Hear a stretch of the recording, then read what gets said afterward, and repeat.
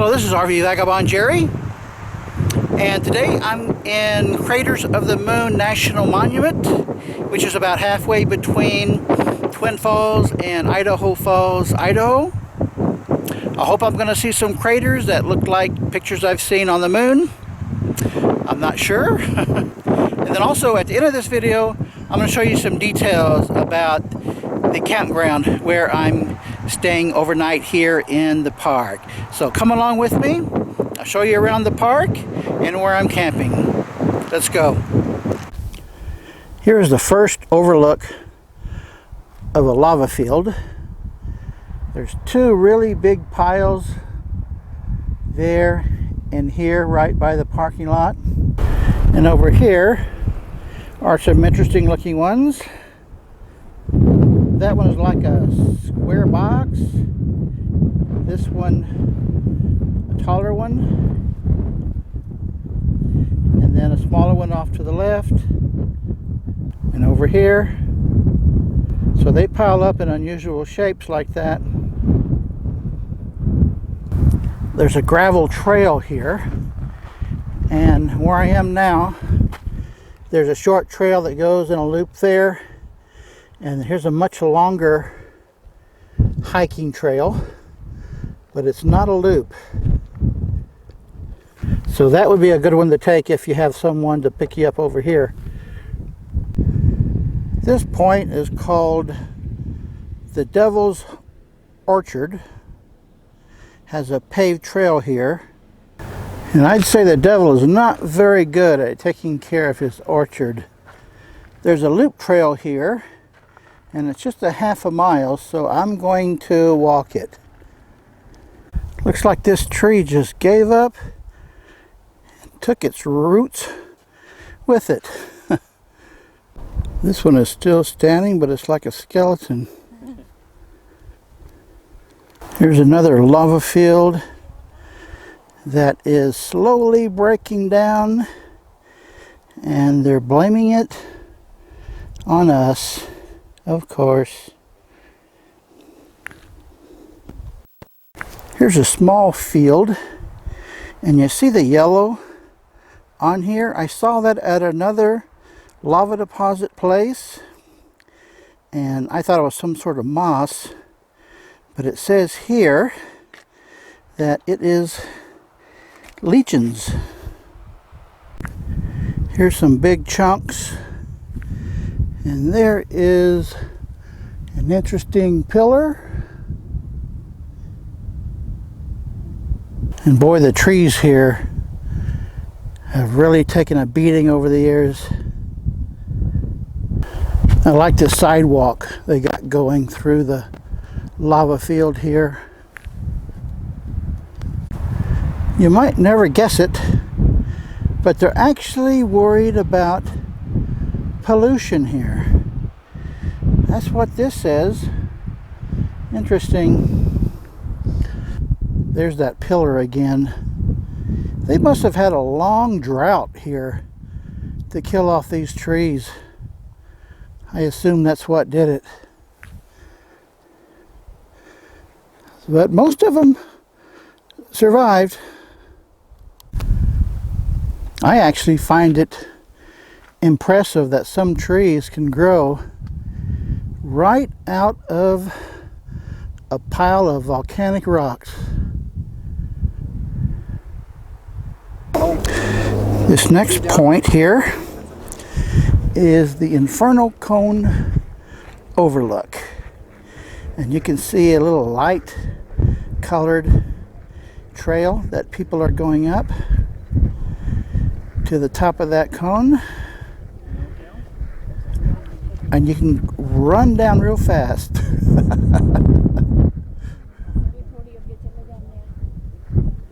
It's a short walk, and it is 164 foot elevation gain. Well, this grandma seems to be able to do it. So if she can do it, I guess I can.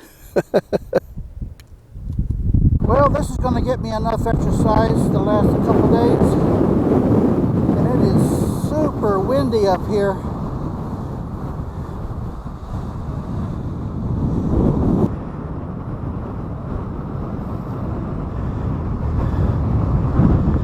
It's a nice overview.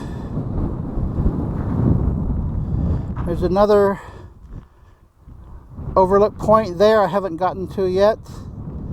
So that's coming up next. And from here I get a good look at these lava hills.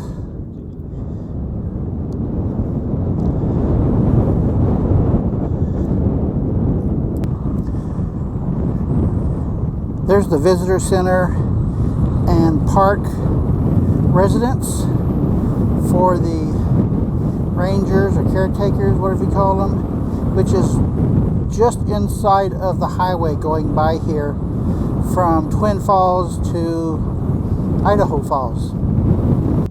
This explains what a spatter cone is,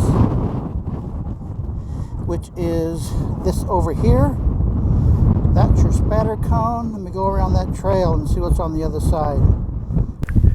Well, that trail going up and around it here goes to the top of it where you can look down into it. Probably too dark to see much of anything.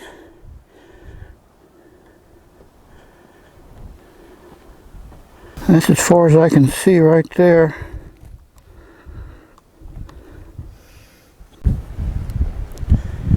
And this other one over here, where they have this lookout built, that is called the snow cone. And there is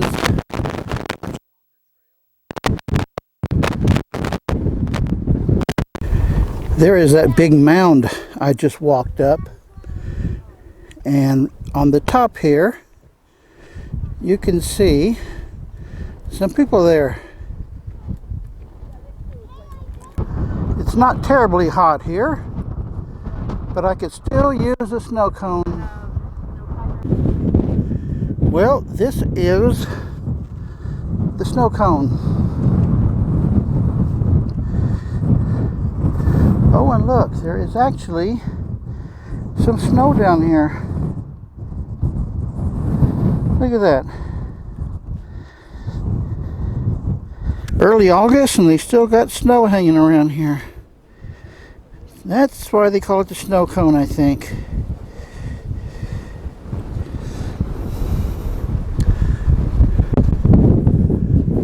Here's that spatter cone, and then there's another one right behind it.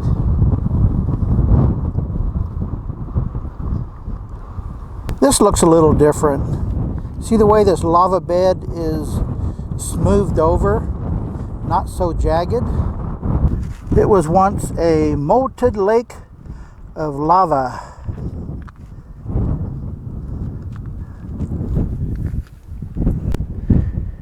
There's not a trail here, but you can walk around on top of it. A little further down the road are two more trails. This is the Tree Molds Trail, which is that off to the right there, and it's 1 mile one way, so that's 2 miles in and out. And then the other trail goes up to that hill, actually around the hill, that's called Broken Top, and it is 1.8 mile one way. Again, I'm confused about the one way. Maybe it's one way to that big sink overlook, whatever that is. So with all the hiking and climbing I've done already, I think I'm going to skip hiking these two trails. But they do sound interesting. It's about 4 miles just getting around this one. Take a look at the top there. Well, folks, I haven't really seen any craters that look like pictures I've seen of the moon. I've just seen a bunch of pile of lava and some dormant volcanoes. Here's a close-up of one of the piles, and it's got some of those lichens on it there. The way they do the campground registration here is the way I prefer to do it. They have this machine. You can pay for the entrance fees if that station is closed, and also for your campground fees.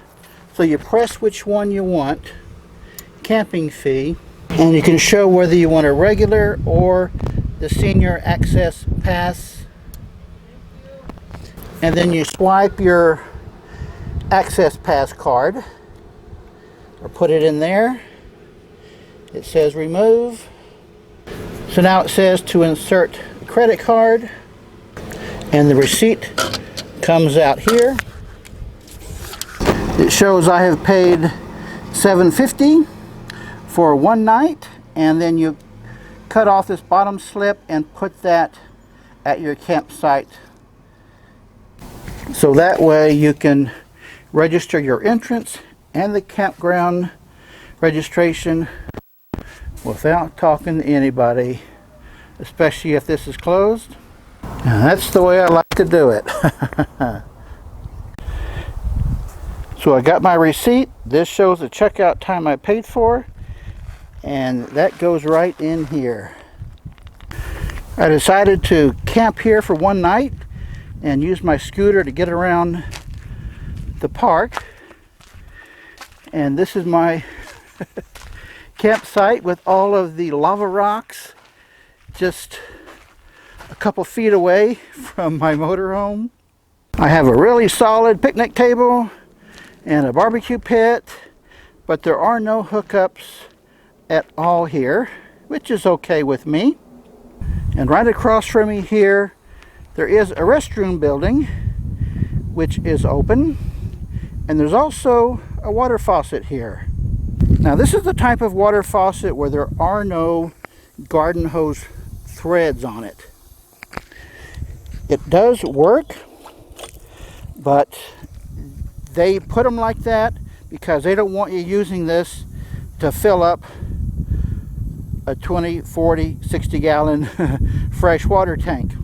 It's pretty rare that I see a water spigot like that that does not have the garden hose threads.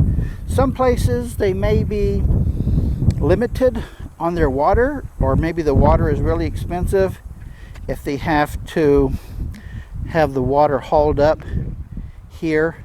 So I very rarely see that, but that's okay as long as I've got plenty of water in my tank for a while. If you're low on water, you can just fill up some bottles of water from here. So that'll keep you in water as long as you're here in the park. They even have a sidewalk going through the lava fields right here in the campground. Well folks, I hope you've enjoyed the video. Please let me know